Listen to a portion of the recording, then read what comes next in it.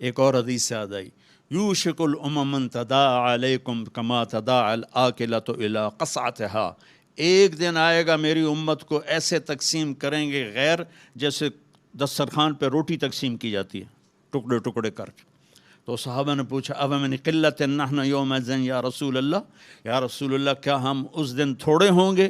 اب میں کہا لا انتم یومئذ کثیر، تم بہت زیادہ ہوگے، ولکنکم غثاء، ان کا غثاء السیل، تم بارش کے طوفانی پانی کے اوپر جو تنکے تیر رہے ہوتے ہیں، تم ایسے تنکوں کی طرح بے حیثیت اور بے قیمت ہوگے، اور وَلَا يَقْذِفَنَّ فِي قُلُوبِكُمُ الْوَهْنَ، اور اللہ تمہارے دلوں میں وہن ڈال دے گا۔ تو صحابہ نے پوچھا یا رسول اللہ وہن کیا ہے؟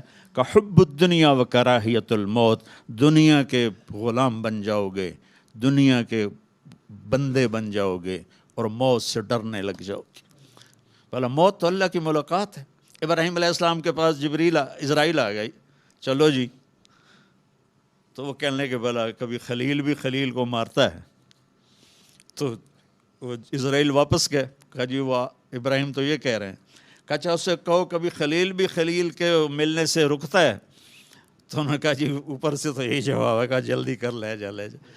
مسلمان کے لیے تو اللہ کی قسم اگر اللہ راضی ہے تو موت سے خوبصورت تحفہ کوئی نہیں، موت سے خوبصورت پیغام کوئی نہیں۔ اگر اللہ ناراض ہے پھر تباہی ہے۔ عمر بن عبدالعزیز اس تخت پہ بیٹھے جس پہ بنو امیہ کے ظالم حکمران بیٹھے تھے، عبد الملک بن مروان، پھر ولید بن عبد الملک، پھر سلیمان بن عبد الملک، اور چوتھے عمر بن عبدالعزیز۔ عبد الملک ان کے سگے چچا تھے، عمر بن عبدالعزیز اور عبد الملک بھائی تھے، مروان کے بیٹے تھے۔ تو عمر بن عبدالعزیز نے 2.25 سال حکومت کی، اور 3 براعظم میں زکوٰۃ لینے والا کوئی نہ بچا۔ 3 براعظم پہ حکومت تھی، جنوبی فرانس سے لے کر شمالی افریقہ تک اور ملتان تک اس بندے کا جھنڈا لہراتا تھا، اور 3 براعظم میں زکوٰۃ لینے والا کوئی نہ بچا، کہ پہلے خزانہ اپنا سمجھ کے لوٹتے رہے اور انہوں نے خزانے کو امانت سمجھ کے استعمال کیا۔ تو وہ انہوں نے بلایا شام کے قاضی رجا کو، کہنے لگے دیکھو عبد الملک میرے چچا مرا تھا تو میں اس کی قبر میں اترا تھا تو اس کے چہرے کا رنگ کالا سیاہ ہو گیا تھا، اور اس کا چہرہ قبلے سے یوں ہو گیا تھا، اور عبد الملک کی یہ جگہ سرخ تھی سیب کی طرح۔ پھر میں نے ولید کو قبر میں اتارا، وہ اس کی کفن کی گیرا کھول کے دیکھا تو اس کا چہرہ ادھر تھا اور کالا سیاہ تھا۔ پھر میں نے سلیمان کو قبر میں اتارا تو اس کے چہرے کو دیکھا تو کالا سیاہ تھا اور قبلے سے ہٹا ہوا تھا، بلکہ سلیمان کی ڈیڈ باڈی جب قبر کے قریب گئی، ہم قبر میں اتارنے کے لیے کوئی رومال لاتا ہے، کوئی ادھر ادھر حرکت کرتے ہیں تو اس کی باڈی ایسے سے ہلنے لگی، تو اس کے بچوں نے کہا ہمارا ابا زندہ ہے۔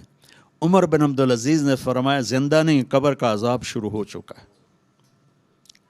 اور یہ ان تینوں کا جرم کیا تھا؟ ظالم تھے، بددیانت تھے، قومی خزانے کو ذاتی ملک بنا لیا تھا۔ یہ کیا سمجھتے ہیں حکمران کہ یہ مزے کریں گے؟ ان سب کے ہاتھ ایسے بندھے ہوں گے قیامت کے دن۔ یہ جتنے جج صاحبان ہیں یہ کیا سمجھتے ہیں کہ ہمیں بڑی اعلیٰ پوسٹ ملی ہوئی ہے؟ ان کے قیامت کے دن ہاتھ یہاں بندھے ہوئے ہوں گے۔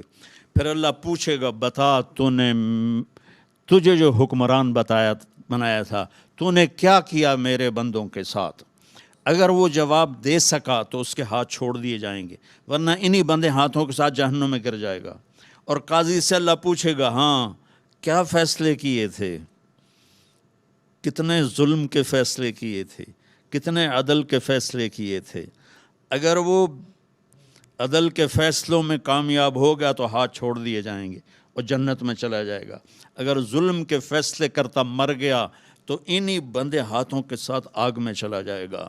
بھائیو آخرت بھی ہے، بھائیو صرف دنیا نہیں ہے، آخرت بھی ہے، ٹک ہرس و ہوس کو چھوڑ میاں، مت دیس بدیس پھرے مارا، قزاق اجل کا لوٹے ہے، دن رات بجا کر نکارا، کیا بدیا بھینسا بیل شتر، کیا گونی پلہ سر بارا، کیا گیہوں چاول موٹ مٹر، کیا آگ دھواں اور انگارا، سب ٹھاٹھ پڑا رہ جائے گا جب لاد چلے گا بنجارا۔ یہ تو رہنے کی دنیا نہیں ہے۔ الدنیا ثلاثۃ ایام، میرے نبی فرماتے تھے میں پاؤں اٹھاتا ہوں تو رکھنے کی امید نہیں ہوتی، سانس اندر لے جاتا ہوں تو باہر نکالنے کی امید نہیں ہوتی۔ تو بھائیو، اللہ کے واسطے اپنی آخرت کا سودا نہ کرو، دنیا کا سودا کرنا پڑے تو کر دو۔ کیوں حسین ذبح ہو گئے 72 سمیت، 16 اہل بیت اور باقی جان نثار، کیوں اتنا قیمتی خون ذبح ہو گیا؟ کہ ایک طرف دنیا تھی، ایک طرف آخرت تھی، انہوں نے آخرت کو گلے لگایا، نیزوں پہ سر چڑھ گئے۔ عاشق کا جنازہ ہے ذرا دھوم سے نکلے، محبوب کی گلیوں سے ذرا گھوم کے نکلے، چڑھ گئے نیزوں پر، اور یزید نے دنیا بنا لی، آج تک لعنت پڑ رہی ہے۔ تو بھائیو، میں ساری قوم کو ہاتھ جوڑ کے کہتا ہوں، ہم مل کے اب توبہ کریں، اور ہم ایک ایمان، اس کے بعد نماز کوئی نہ چھوڑے، نماز کی پابندی کریں۔ ہماری قوم میں نماز بہت کم ہے، ہمارے KPK کے علاقے میں نمازی ہیں، لیکن وہاں سود بہت زیادہ ہے، لوگ سود پہ دیتے ہیں اور بہت ظلم کرتے ہیں۔ نمازی ہیں لیکن سود نہیں چھوڑتے ہیں، تو یہ ان کے لیے بہت بڑی تباہی بن جائے گی۔ 2 آدمیوں پہ زبردست عذاب آنے والا ہے، 2 آدمیوں پہ۔ امت مسلمہ میں 2 قسم کے لوگوں پر سب سے شدید عذاب ہوگا، ایک سود کھانے والا، دینے والا نہیں، کھانے والا، سود لینے والا، اور ایک ناحق قتل کرنے والا۔ ان دونوں کے لیے سب سے خوفناک عذاب ہے جہنم کا، اہل ایمان میں سے۔ زانی شرابی کے لیے وہ عذاب نہیں ہے جو سود کھانے والے اور قتل کرنے والے کے لیے ہے۔ تو نماز پڑھو، ساری قوم سے کہتا ہوں نماز پڑھو۔ اللہ نے رزق دیا ہے، زکوٰۃ دو، قرآن پڑھو، اللہ کے واسطے قرآن پڑھو، اللہ کے نبی کی سیرت پڑھو، علم حاصل کرو کہ میرا رب مجھ سے کیا چاہتا ہے۔ میرا رب پہلی سطر ہے بسم اللہ الرحمن الرحیم، کہ میں رحمان و رحیم ہوں، کوئی سخت حکم نہیں سناؤں گا، آسان ہوں گے، کر لو، بڑا نفع رہے گا۔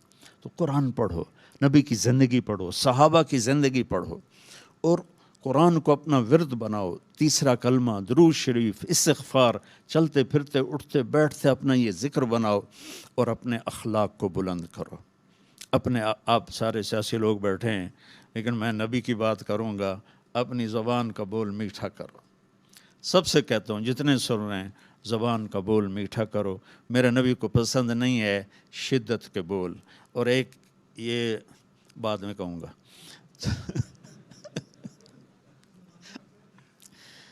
تو اپنے زبان کے بول میٹھے کرو۔ میرے نبی نے سے پوچھا کہ یا رسول اللہ، سب سے زیادہ جنت میں کیا چیز لے جائے گی؟ تو آپ نے فرمایا اچھے اخلاق اور تقوی سب سے زیادہ جنت میں لے جائے گی۔